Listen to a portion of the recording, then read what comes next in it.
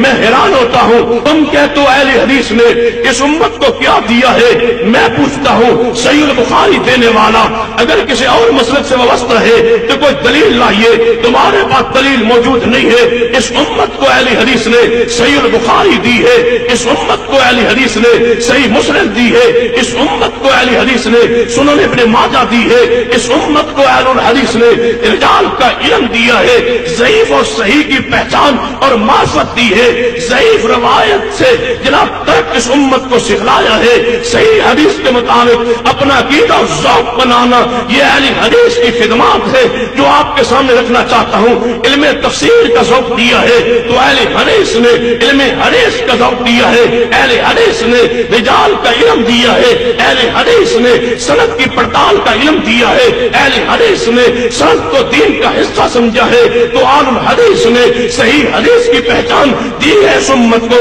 اہل حدیث نے قرآن سے تمسک دیا ہے اس امت کو، اہل حدیث نے حدیث سے تمسک دیا ہے اس امت کو، اہل حدیث نے اسلاف کے فہم کے مطابق قرآن و حدیث کو سمجھنے کا عقیدہ دیا ہے، تو اہل الحدیث نے حقیقی اجماع امت کا عقیدہ دیا ہے، اہل حدیث نے اجتہاد شرعی کا پیغام دیا ہے تو اہل الحدیث نے دیا ہے۔ آئیے میرے مسلک کا کوئی عقیدہ نظریہ ایسا نہیں ہے جس پر دلائل موجود نہ ہو، ہمارا عقیدہ ہے رب عرش پر بلند ہے، اس پر ہمارے پاس دلیل قرآن میں موجود ہے، الرحمن علی العرش استویٰ، جو ہمارا عقیدہ ہے اس پر ہمارے پاس دلائل موجود ہے۔ اگر ہمارا یہ عقیدہ ہے کہ نبی رحمت صلی اللہ علیہ وسلم عالم الغیب نہیں ہے، قرآنی نص ہے لا عالم الغیب، اگر ہمارا عقیدہ بشریت مصطفیٰ کا ہے تو ہمارے پاس دلیل ہے قل انما انا بشر مثلکم، اگر ہمارا عقیدہ ہے کہ مختار کل صرف اللہ ہے تو ہمارے پاس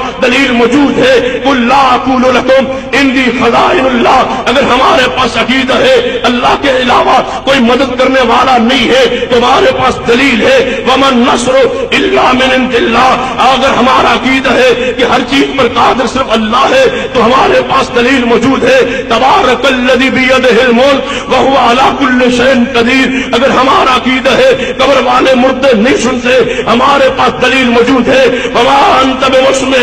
من فی القبور، اگر ہمارا عقیدہ ہے کہ پیغمبر اللہ کے نور سے جناب پیدا نہیں ہوئے تو ہمارے پاس دلیل ہے لم یلد ولم یولد، اگر ہمارا عقیدہ ہے کہ متاثرت پیغمبر ہے ہمارے پاس دلیل ہے یا ایھا الذین آمنوا اطیعوا اللہ واطیعوا الرسول ولا تبطلوا اعمالکم، اگر ہمارے پاس عقیدہ ہے تقلید کے رد کا تو ہمارے پاس دلیل موجود ہے، اگر بزرگوں کے وہ اقوال وہ اگر چھوڑتے ہیں ہم حدیث کے مقابلے میں ہمارے پاس دلیل موجود ہے فَإِن تَنَازَعْتُمْ فِي شَيْءٍ فَرُدُّوهُ إِلَى اللَّهِ وَالرَّسُولِ، آگے پڑھیے، اگر ہمارا عقیدہ ہے نماز محمدی پڑھنے کا تو دلیل ہے صلو کما رأیتمونی اصلی، اگر ہمارا عقیدہ ہے کہ جناب آپ نے ہاتھ سینے پر باندھنے ہیں، اگر ہمارا یہ طریقہ ہے تو ہمارے پاس حدیث صحیح ابن خزیمہ میں موجود ہے کہ پیغمبر صلی اللہ علیہ وسلم نماز میں ہاتھ سینے پر باندھتے تھے، اگر ہمارا عقیدہ ہے کہ نماز شروع کرتے ہوئے رکوع چاہتے سے اٹھاتے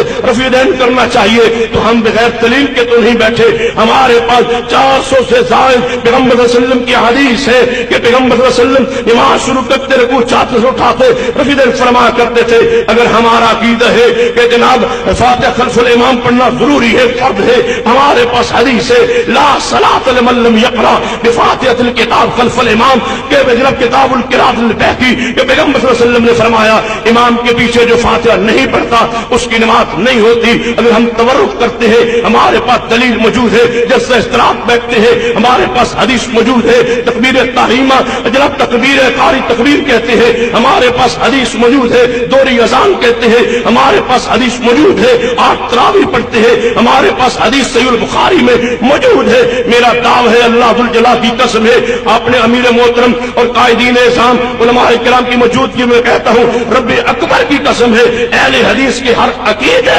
ہر عمل پر یا رب کے قرآن سے دلیل موجود ہے یا میرے پیغمبر کی حدیث سے دلیل موجود ہے۔